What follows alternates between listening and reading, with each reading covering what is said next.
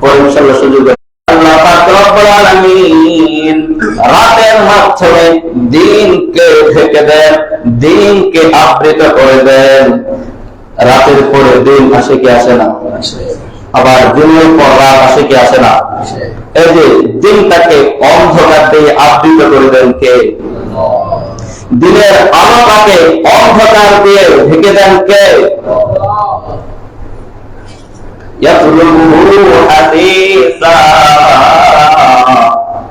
একটা আরেকটা অনুসরণ করতে থাকে। রাতের পর দিন, দিনের পর রাত, দিনের পর রাত, রাতের পর দিন আসতেছে কি আসতেছে না? একটার পর একটা আসে কি আসে না? والشمس والقمر والنجوم مسخرات بالأمر আল্লাহ তাআলা আকাশ সৃষ্টি করেছেন, জমিন সৃষ্টি করেছেন, দিন সৃষ্টি করেছেন, রাত সৃষ্টি করেছেন। ওয়াশ-শামসা ওয়াল কামার চন্দ্র সৃষ্টি করেছেন, চাঁদ সৃষ্টি করেছেন, ওয়ান-নুজুমা এবং সমস্ত তারকা নক্ষত্র সৃষ্টি করেছেন কে? কে সৃষ্টি করেছেন? মুসাখখারাতিন বিল আমরি সেই সমস্ত কিছু আসমান, জমিন, চন্দ্র, সূর্য, দিন, রাত, সমস্ত নক্ষত্র কার কথা মতো চলে? কার কথা মতো চলে? এই আয়াতের মধ্যে আল্লাহ তাআলা আসমান সৃষ্টি, জমিনের সৃষ্টি, চন্দ্র, সূর্য সবকিছু সৃষ্টি করার পর বলেছেন এই সব কিছু কার কথা মতো চলে? তো এই সমস্ত কিছু সৃষ্টি কার? আসমান সৃষ্টি কার? জমিন কার সৃষ্টি? চন্দ্র কার সৃষ্টি? সূর্য কার সৃষ্টি? দিবস কার সৃষ্টি? রাত্রি কার সৃষ্টি? এই সমস্ত কিছু কার সৃষ্টি? আল্লাহ পাক রব্বুল আলামিন তার সমস্ত সৃষ্টির কথা বলার পর তিনি বলছেন আলা লাহুল খালকু ওয়াল আমর দুনিয়ার মানুষ কান খুলে শুনে রাখো, আলা লাহুল খালকু আলা লাহুল খালকু ওয়াল আমর तमाम দুনিয়ার সমস্ত সৃষ্টি সেই সৃষ্টির মধ্যে বিধান এবং হুকুম চলবে তার। বলেন সৃষ্টি যার, হুকুম চলবে কার?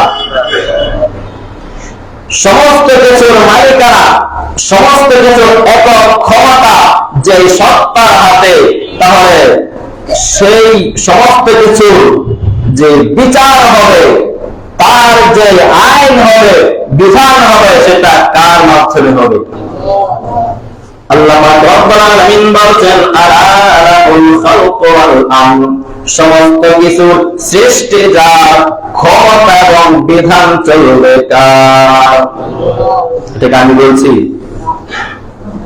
একটা জিনিস, আসমান জমিনের সবকিছু তিনি নিজে সৃষ্টি করেছেন, তাই সৃষ্টি, তিনি সবকিছুর উপর ক্ষমতাবান, তাহলে সেখানে বিধান এবং আইন কি চলবে? আমার নাকি আল্লাহ?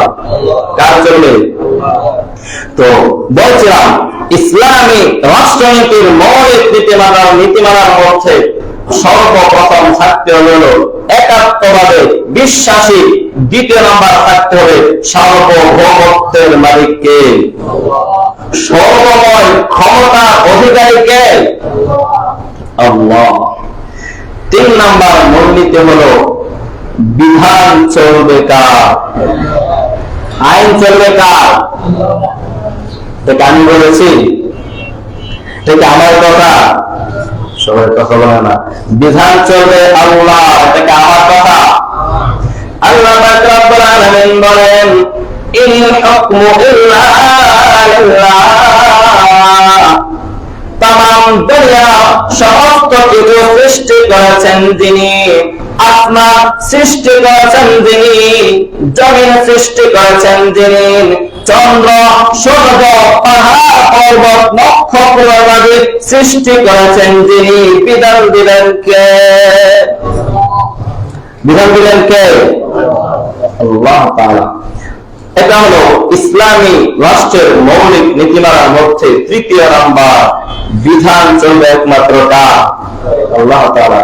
যদি কোরআন এবং সুন্নাহর আলোকে আল্লাহ তাআলার বিধান অনুযায়ী রাষ্ট্র পরিচালিত হয়, সেই রাষ্ট্রের মধ্যে কতটা শান্তি এবং কতটা শৃঙ্খলা বিরাজমান হবে। আমরা রাসূল করিম সাল্লাল্লাহু আলাইহি ওয়াসাল্লামের সময়, চার খলিফার সময় এবং গোটা বিশ্বে যখন মুসলমানরা কোরআন এবং সুন্নাহর আলোকে রাষ্ট্র পরিচালনা করছে, তা আমাদের সামনে দৃষ্টান্ত স্বরূপ আছে কি নাই? আছে কি নাই? একটা শুধু উদাহরণ দিই। হযরত আলী রাদিয়াল্লাহু তাআলার নাম শুনেছি কি শুনি নাই? ইসলামের কততম খলিফা? সবাই বলে না, কততম খলিফা? চতুর্থ খলিফা। তার শাসনামলে তিনি খলিফাতুল মুসলিমিন, গোটা মুসলিম বিশ্বের রাষ্ট্র তথা আলী রাদিয়াল্লাহু তাআলা তিনি তার সময় যিনি প্রধান বিচারক ছিলেন, নাম ছিল কাজী শুরাইহ। নাম কি? কাজী শুরাইহ। তিনি বিচার দিলেন, মামলা দায়ের করলেন আদালতে।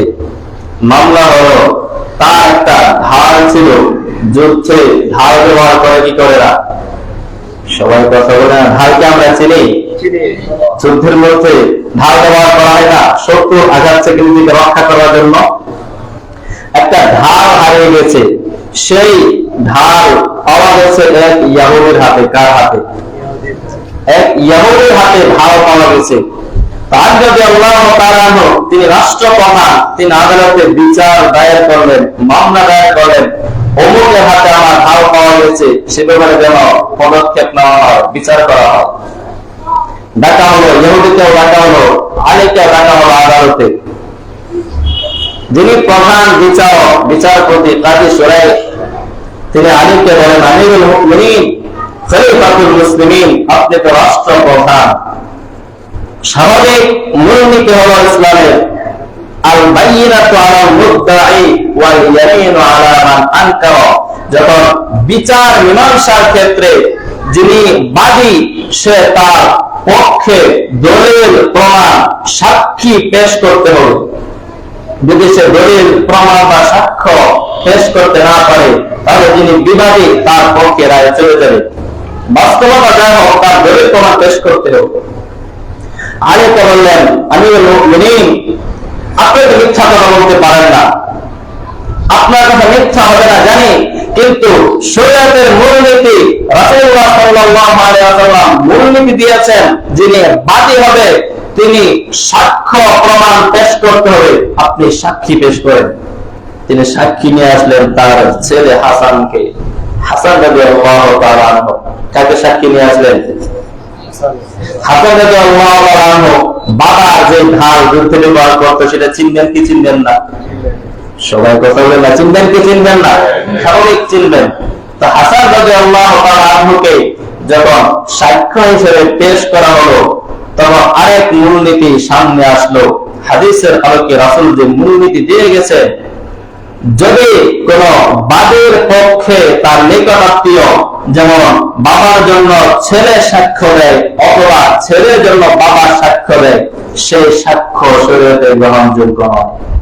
কারণ কি? আপনারা বলেন, বাবার জন্য ছেলে যদি সাক্ষ্য দেয়, সেই সাক্ষ্য কেন গ্রহণ করা হবে না?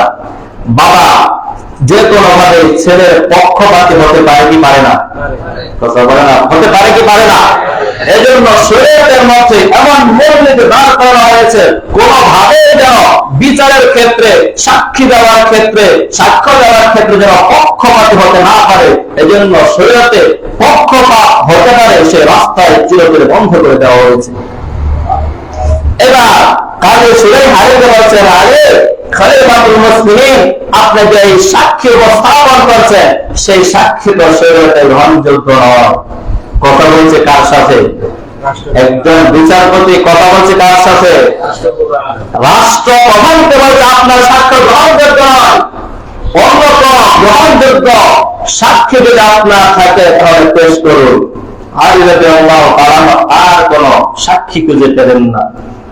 ঘটনা কি হলো? সে কাজী শুরাইহ আলী রাদিয়াল্লাহু তাআলার বিপক্ষে ওই ইহুদির পক্ষে রায় ঘোষণা দিয়ে দিলেন। সুবহানাল্লাহ বলবেন না। কার পক্ষে রায় দিয়ে দিলেন? শরীয়ত যে মূলনীতি দিয়েছে সেই মূলনীতির ক্ষেত্রে এক চুল পরিমাণ বিন্দু পরিমাণ কোন নড়চড় হবে না। এটাই হলো ইসলামী রাষ্ট্রের মূলনীতি, এটাই হলো ইসলামী রাষ্ট্রের বিচার ব্যবস্থা। কথা বলেন ঠিক কিনা? সেই রায় সেটা আমার পক্ষে লোকের পক্ষে যাবে নাকি বিপক্ষে যাবে, সেটা রাষ্ট্রপ্রধানের পক্ষে যাবে নাকি বিপক্ষে যাবে, সেটা দেখার কোন সময় আছে? এটাই হলো শরীয়ত। তো ঘটনা এখানে শেষ না। ইহুদি যখন দেখলো ইসলামী শরীয়ত এত সুন্দর, এর বিচার ব্যবস্থা এত অরকম সুন্দর বিচার ব্যবস্থা, সেই ইহুদি তো আগে থেকে জানতো বাস্তবিক পক্ষে সেই ঢালের মালিককে, প্রকৃতপক্ষে ঢালের মালিককে। ইহুদি বলল ইসলাম এত সুন্দর মূলনীতি দিয়েছে, রাষ্ট্রপ্রধান তার বিপক্ষে রায় দিতে যেখানে কোনটাও করা হয় নাই, কার পক্ষে গেল বিপক্ষে গেল সেদিকে যখন কোন দৃষ্টিপাত করা হয় নাই, এত সুন্দর ইসলাম থেকে আমি কিভাবে দূরে থাকি? সাথে সাথে কালিমা পড়ে মুসলমান হয়ে গেল। সাথে সাথে কালিমা পড়ে কি করলো? মুসলমান হয়ে গেল। এরপর বলল প্রধান বিচারপতিকে, মাননীয় বিচারপতি, প্রকৃত পক্ষে এই ঢালের মালিক আমি নয়, এই ঢালের প্রকৃত মালিক হযরত আলী রাদিয়াল্লাহু তাআলা আনহু। এরপর আলী রাদিয়াল্লাহু তাআলা আনহু তিনি তো রাষ্ট্রপ্রধান, তিনি অফিসে হয়ে গেলেন। তিনি তো তখন তার পক্ষে দ্বিতীয়বার যখন রায় চলে আসলো বিবাদীর স্বীকারোক্তির ভিত্তিতে, সেই ধারণা যেহেতু ইহুদি পছন্দ করেছে, আলী রাদিয়াল্লাহু তাআলা ইহুদিকে ধারণা হাদিয়া স্বরূপ দিয়ে দিলেন। এটা হলো ইসলামের বিচার ব্যবস্থা। মুহতারাম হাজিরিন, আজকে যদি ইসলামী রাষ্ট্র থাকতো, কোরআনের মূলনীতির আলোকে রাষ্ট্র পরিচালনা হতো, এই যে আমরা দেখছি বিভিন্ন আউল বাউল ফাউল আবুলরা বাউল গানের নামে কোরআন সুন্নাহকে নিয়ে যে ধৃষ্টতা প্রদর্শন করছে, ইসলাম নিয়ে, কোরআন নিয়ে, শরীয়ত নিয়ে, আল্লাহ এবং আল্লাহ রাসূলকে নিয়ে কটূক্তি করছে, এরা কি পারত কখনো? রাসূলের যুগে এমন কটূক্তিকারী ছিল কি ছিল না? সংক্ষিপ্ত একটা ঘটনা শোনাই। রাসূলের যুগে একজন রাসূলকে নিয়ে, কোরআন নিয়ে, আল্লাহকে নিয়ে বিভিন্ন কবিতা রচনা করত, গান গাইত। বর্তমানে বাউলরা যেটা করে, এর মধ্যে একজনের নাম ছিল কাব ইবনে আশরাফ। নাম কি? কাব ইবনে, সবাই নামটা মুখস্থ করা দরকার আছে। নাম কি বললাম? কাব ইবনে আশরাফ। নাম কি? কাব ইবনে আশরাফ। সে আল্লাহ এবং আল্লাহর রাসূলকে খুব কষ্ট দিত। একদিন আল্লাহর হাবিব সাল্লাল্লাহু আলাইহি ওয়াসাল্লাম সাহাবায়ে কেরামকে নিয়ে ঘোষণা দেন, মান লিল কাব ইবনে আশরাফ, আমার সাহাবায়ে কেরাম তোমাদের মধ্যে কে আছে এমন ব্যক্তি যে কাব ইবনে আশরাফের পাওনা বুঝিয়ে দিতে পারবে? ফাইন্নাহু আল্লাহু ওয়া রাসূলুহু, এই বদমাশ শয়তান কাব ইবনে আশরাফ সে আল্লাহ এবং আল্লাহর রাসূলকে কষ্ট দিচ্ছে। তোমাদের মধ্যে কে আছে কাব ইবনে আশরাফকে শেষ করে দিতে পারবে? লম্বা ঘটনা। মুহাম্মদ ইবনে মাসলামা রাদিয়াল্লাহু তাআলা আনহু তিনি বললেন, ইয়া রাসূলুল্লাহ আতুহিব্বু আন আকুতুলাহু, আপনি কি চান, আপনি কি পছন্দ করেন? সরাসরি বুখারী শরীফের মধ্যে দীর্ঘ আলোচনা। তিনি বলেন, আপনি কি চান আন আকুতুলাহু, আমি তাকে কতল করে দেই, হত্যা করে দেই? রাসূল বলেন, হ্যাঁ আমি চাই তাকে তুমি শেষ করে দাও। লম্বা আলোচনা। এরপর রাসূলের কাছ থেকে অনুমতি দিলেন, ইয়া রাসূলুল্লাহ আমি একে হত্যা করব, তবে একটা অনুমতি চাই। ইযযানলি আন আকুলা শাইআন, আমি আপনার বিপক্ষে বাহ্যিকভাবে কিছু কথা বলবো, সেই অনুমতি দিন। কাব ইবনে আশরাফের কাছে গিয়ে বলল, দেখো মুহাম্মদ আসছে, এক এক সময় আমাদের কাছে এক একটা চায়, এখন আমার যাকাত চায়, আমরা তো অনেকটা বিরক্ত হয়ে যাচ্ছি। কাব ইবনে আশরাফ বলে, সেই কথাটা আমি সবসময় বলি, এই তো তোমাদের বিরক্ত হওয়া মাত্র শুরু, বিরক্ত তো মাত্র শুরু, আরো বিরক্ত হবে। তখন মুহাম্মদ ইবনে মাসলামা বলে, কাব, যেহেতু রাসূলকে অনুসরণ করা শুরু করে দিয়েছি, আমরা একেবারে শেষ পর্যন্ত দেখতে চাই উনি কি চান। আচ্ছা ঠিক আছে দেখো। এরপর কাবকে বলে, কাব, আমার কিছু খাবারের প্রয়োজন, আমাকে কিছু খাবার ঋণ দাও, ধার দাও। তখন কাব বলে, তোমাকে খাবার ঋণ দেবো, শর্ত হলো কিছু বন্ধক রাখতে হবে। বলে, কি বন্ধক রাখতে হবে? বলে, কি তোমার বউ বন্ধক রাখতে হবে। সবাই নাউজুবিল্লাহ। এই আউল মাউল ফাউলদের এরকম নষ্ট চরিত্র থেকে আপনারা এখন সোশ্যাল মিডিয়ায় বলা দেখতে পেয়েছেন। এমন এমন সংবাদ একেবারে নির্ভরযোগ্য সূত্র এসেছে, যারা এই সমস্ত আউল মাউল ফাউলদের গ্রুপের মধ্যে থাকে, তাদের স্ত্রী, তাদের মেয়ে, তারা নাকি একজন আরেকজনের সাথে রিলেশন করে। সবাই নাউজুবিল্লাহ। এই সমস্ত পচা, গান্দা, দুর্গন্ধযুক্ত লোকদেরকে সমাজ থেকে বিতাড়িত ব্যবহার করা ঠিক নাই। মুহতারাম হাজিরিন, ওই একই কথা বলে, কি বন্ধক রাখবে তোমার বউকে? সবাই বলেন নাউজুবিল্লাহ। তিনি বলেন, আরে বাবা, বউকে কিভাবে বন্ধক রাখবো? এটা কি সম্ভব? এরপরে বলে, তাহলে তোমার সন্তানদেরকে বন্ধক রাখো। সরাসরি বুখারী হাদিস বলতেছে। এরপর সন্তানদেরকেও না। এরপরে বলতেছে, আমি তোমার কাছে আমার তরবারি বন্ধক রাখি। কি বন্ধক রাখবো? তরবারি বন্ধক রাখবো। যাই হোক, ওই তরবারি বন্ধক রাখার ভান করে তার কাছে গিয়ে সেই কাব ইবনে আশরাফকে মুহাম্মদ ইবনে মাসলামা রাদিয়াল্লাহু তাআলা আনহু দুনিয়া থেকে বিদায় করে দেন। এই জন্য সমস্ত ফুকাহায়ে কেরাম একমত, খুব ভালো করে মাসলাটা বুঝতে হবে, যারা আল্লাহ এবং আল্লাহ রাসূলকে নিয়ে কটূক্তি করবে, কোরআন এবং সুন্নাহকে অবমাননা করবে, রাসূলকে গালি দেবে, আল্লাহকে গালি দেবে, তাদের একমাত্র শরীয়তের শাস্তি হলো মৃত্যুদণ্ড। কথা বলেন ঠিক কিনা? তাদের শাস্তি কি? মৃত্যুদণ্ড। তাহলে সেটাকে আমরা নিজেরা বাস্তবায়ন করবো? কথা বলেন না। বাস্তবায়ন আমরা নিজেরা করবো? বাস্তবায়ন করবে কে? বাস্তবায়ন করবে কে?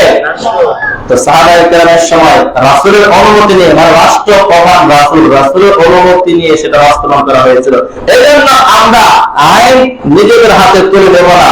তবে যে সমস্ত বিচ্ছিন্ন ঘটনাগুলো ঘটে, যে বাউলদের উপর বিভিন্ন ধরনের হামলা আক্রমণ হয়, আমরা যতটুকু জানি নির্ভরযোগ্য সূত্রে, ওই জায়গাগুলোর মধ্যে এই সমস্ত নষ্ট ভ্রষ্ট ইসলাম বিদ্বেষীরা তারা যখন এই সমস্ত অন্যায় কুকর্মগুলো করতে থাকে, প্রশাসনকে আগের থেকে জানানো হয়, প্রশাসন যারা তাদের বিরুদ্ধে পদক্ষেপ গ্রহণ করে, কিন্তু এই প্রশাসন তখন যথাযথ পদক্ষেপ গ্রহণ করে না, তখন সাধারণ মুসলমান তাদের দ্বীনি দায়িত্ববোধ থেকে, ঈমানি চেতনা থেকে তাদের উপর হামলা করে।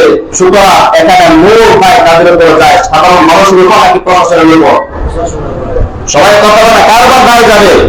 সে রাজবাড়ির ঘটনা আপনারা শুনেছেন, লোরা পাগলা দীর্ঘদিন যাবৎ ইসলাম বিদ্বেষী কর্মকাণ্ড সে পরিচালিত করে যাচ্ছে। কাবা শরীফের আমলে তার কবর নির্মাণ করা হলো, অনেক কিছু করা হলো। প্রশাসনকে বারবার বলা হচ্ছিল পদক্ষেপ গ্রহণ করতে, কোনো পদক্ষেপ গ্রহণ করা হয় নাই। যখন মানুষ অতি উৎসাহ হয়ে একটু সুরলঙ্ঘন করে ফেললো, তখন তাদের বিরুদ্ধে তারা অ্যাকশন গ্রহণ করলো। প্রকৃত পক্ষে সেখানে সম্পূর্ণ দায় আছে তাদের উপর। প্রশাসনের আমাদের বুঝতে হবে, বিভিন্ন বিচ্ছিন্ন ঘটনাগুলো যে সব জায়গায় ঘটতেছে, প্রশাসন যদি পূর্ব থেকে সতর্ক অবস্থান গ্রহণ করে, পূর্ব থেকে যদি তাদের ইসলাম বিদ্বেষী কর্মকাণ্ডগুলোকে রোধ করার জন্য ব্যবস্থা করে, তাহলে সাধারণ মানুষ কোনো আইন হাতে তুলে নিতে পারে না।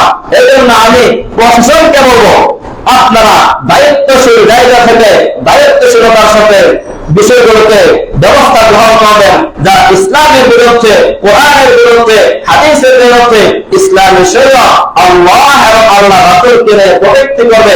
সাধারণ মানুষের যে ক্ষোভ, সেই ক্ষোভটা দাবানল হয়ে ছড়িয়ে যাওয়ার আগে আপনারা পদক্ষেপ গ্রহণ করবেন। কথা বলুন ঠিক কিনা?